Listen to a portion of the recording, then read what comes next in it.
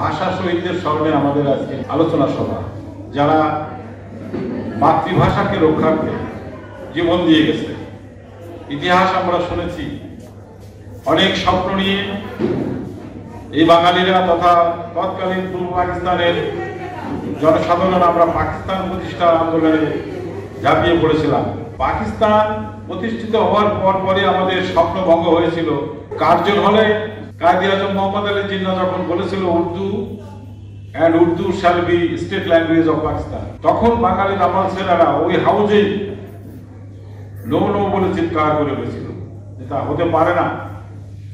পাকিস্তানের 52% মানুষ পূর্ব পাকিস্তান তথা বাংলা ভাষায় কথা বলত, 48% মানুষ পশ্চিম পাকিস্তানি যারা উর্দু ভাষায় কথা বলবে, আর তাদের মায়ের ভাষা হবে সমগ্র রাষ্ট্রীয় ভাষা, স্টেট ল্যাঙ্গুয়েজ, এটা হতে পারে। সেই থেকে আন্দোলন শুরু হয়। এই আন্দোলন এমনি পর্যায়ে বিস্তৃতি লাভ করেছিল, ঢাকা বিশ্ববিদ্যালয়ের ছাত্ররা 44 ধারা ভঙ্গ করে ঢাকা যে মেডিকেল কলেজ হসপিটালের পাশে, যেখানে আমার দেখার সৌভাগ্য হয়েছে, এবং সেই আম গাছটির যে গোড়া এখনো সেখানে আমি দেখেছি, সেই আমতলা থেকে মিছিল শুরু হয়েছিল। এবং তখন পাকিস্তানি পেটোয়া বাহিনী যে নির্মমভাবে গুলি করে হত্যা করেছিল, সেই হত্যার শিকার হয়েছিল রফিক, শফিক, সালাম, বরকত, আরো অনেক নাম না জানা।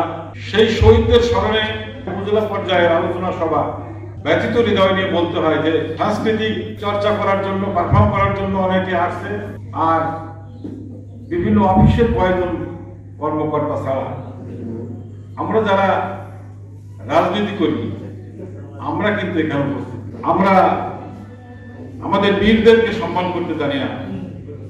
ভাষা শহীদদের আত্মত্যাগের 70 বছরে এখনো ভাষার মর্যাদা আমরা দিতে পারি নাই, বাংলা ভাষার মর্যাদা দিতে পারি নাই। আমরা যারা আওয়ামী লীগের বড় বড় নেতৃবৃন্দ আছি, আমরা জয় বাংলা স্লোগান দিই।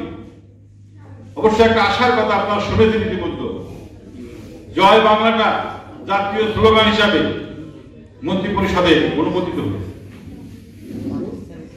এই জয় বাংলা স্লোগানের পক্ষে আমি ব্যক্তি জীবনে ঢাকাতে এক জনসভায় কথা বলেছিলাম, তখন ছাত্রলীগের রাজনীতি, আমাকে বাহবা দিয়েছিল যে জয় বাংলা আমরা কেন বলি। আমরা যখন ছোটবেলায়, আমি তো পাকিস্তান আমলে প্রাইমারি স্কুলে পড়তাম, তো যখন আমরা পার্শ্ববর্তী গ্রামের সাথে বিভিন্ন খেলাধুলা, হাডুডু খেলা বেশি খেলতাম, জয়লাভ করেছি। সন্ধ্যার সময় ওই গ্রাম থেকে স্লোগান শুরু করে আমরা আমাদের গ্রামে আসতাম। স্লোগানটা কি হতো? জয় জয় রেলওয়াবাড়ি ফুটবল কমিটি, কি পিছনের থেকে সবাই বলতো জয় জয় আরপাড়া ফুটবল কমিটি, কি আমরা পিছন থেকে বলতাম কি জয়। এরকম ছিল স্লোগানগুলো, এরকম হতো। কিন্তু জাতীয় স্লোগান তখন ছিল পাকিস্তান জিন্দাবাদ, পাকিস্তান পাকিস্তান জিন্দাবাদ জিন্দাবাদ, এই স্লোগান হতো, ঠিক কিনা? কিন্তু মুক্তিযুদ্ধের সময় স্লোগানটা কি হয়েছে? পাকিস্তান আমলে যারা রাজাকার ছিল তারা বলতো হাতে বিড়ি গালে পান, লোলকে লেগে পাকিস্তান। বাট আমরা কি বলতাম? শেখ মুজিবের পথ ধরো, বাংলাদেশ স্বাধীন করো, পদ্মা মেঘনা যমুনা তোমার আমার ঠিকানা। আজকে সেই ভাবমূর্তি, সেই চেতনা আছে কি? নাই। আমরা এখনো হসপিটাল তৈরি করতেছি, ক্লিনিক তৈরি করতেছি, ইউনাইটেড হসপিটাল, আমরা এখন ক্লাব করতেছি, কিন্তু আমরা টাইগার ক্লাবও করি না, উদয়ন সংঘ করি না। অর্থাৎ বাংলা ভাষাকে আমরা মর্যাদার আসরে প্রতিস্থাপন করতে পারছি না। মানসিকতা আমাদের ভিতর থেকে এইসব বিষয়ে কাজ করে না।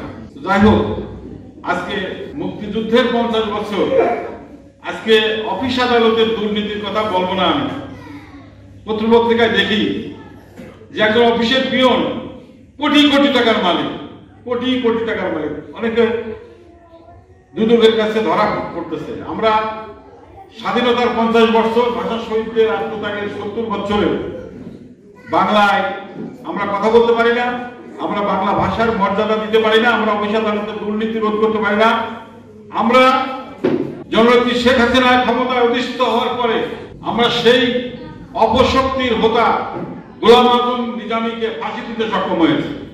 কিন্তু বাংলার প্রান্তরে শহীদ ভাষা শহীদদের আত্মত্যাগ, মুক্তিযোদ্ধাদের আত্মত্যাগ আমরা কেউ স্মরণও করি না, আমরা বিবেচনায় আনি না। কিন্তু আজকে সময় এসেছে নতুন প্রজন্মকে জাগ্রত হয়ে বাংলা ভাষাকে প্রতিষ্ঠাতা করতে হবে। বাংলাকে আমরা রাষ্ট্রীয় মর্যাদায় এবং আমরা সামাজিকভাবে বাংলার মর্যাদা প্রতিষ্ঠিত করতে চাই। যুব সমাজকে, নতুন প্রজন্মকে এই প্রতিজ্ঞায় আবদ্ধ হতে হবে যে বঙ্গবন্ধুর স্বপ্নের সোনার বাংলায় কোনো দুর্নীতি থাকবে না। বঙ্গবন্ধুর স্বপ্নের সোনার বাংলায় আজকে যে ভাষার যে অমর্যাদা, এইটা আমরা হতে দিতে পারি না। এই হোক আমাদের প্রতিজ্ঞা, এই হোক আমাদের আজকের শপথ। এই বলে সবাইকে ধন্যবাদ জানিয়ে আমার বক্তব্য শেষ করছি। জয় বাংলা, জয় বঙ্গবন্ধু।